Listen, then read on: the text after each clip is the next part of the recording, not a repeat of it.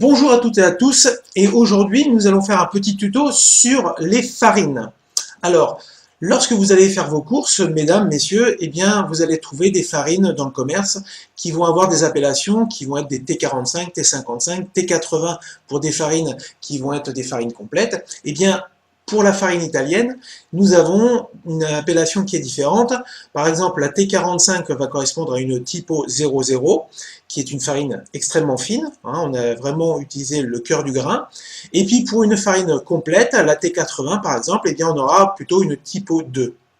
Voilà, ça c'est la première chose. Ensuite, une farine italienne, elle est caractérisée par, c'est une farine de force, donc c'est ce qu'on appelle le W.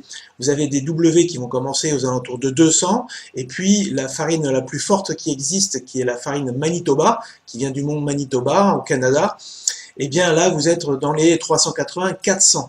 Voilà.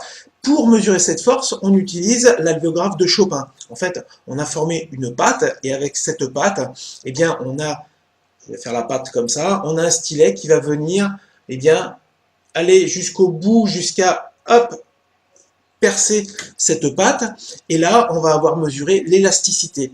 Le gluten, c'est ce qui fait l'élasticité. Et le gluten, eh bien, il est important pour la fermentation.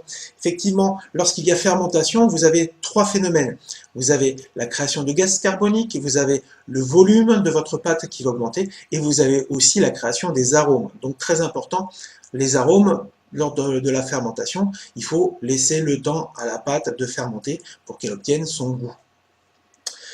Donc, vous avez le gluten qui, lui, emprisonne, puisque ça fait une maille, le gluten, la maille glutimique que l'on appelle, le gluten qui est très important, qui va emmagasiner, empêcher au gaz carbonique de sortir vers l'extérieur. Et en parlant de gaz carbonique et donc de fermentation, il faut savoir que lorsque l'on fait une pâte à pizza, eh bien, il y a trois étapes à la fermentation. Le premier, c'est le pointage. Le pointage, c'est lorsque l'on a fait sa pâte au début, le pizzaiolo va la laisser reposer pendant un certain temps, et là, eh bien, juste après le pétrissage, c'est la fabrication, le début de fabrication du gaz carbonique.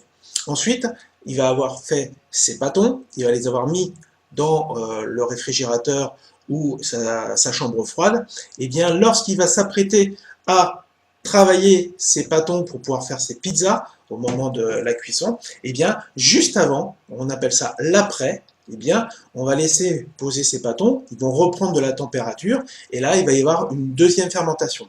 La troisième fermentation, c'est celle qui va débuter au début de la cuisson, et c'est là où la pâte va prendre tout son volume lorsque vous allez la retrouver devant vous. Voilà, ce petit tuto est très très simple, il vous explique un petit peu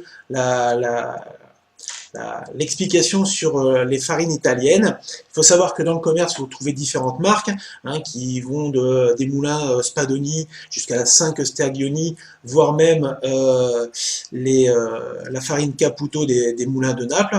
Vous pouvez trouver également, lorsque vous vous promenez, des petits moulins qui vont pouvoir vous proposer aussi des farines, et vous allez pouvoir ainsi faire vos propres pizzas et trouver une originalité, et surtout utiliser des protocoles qui vont mettre au maximum votre pizza en valeur.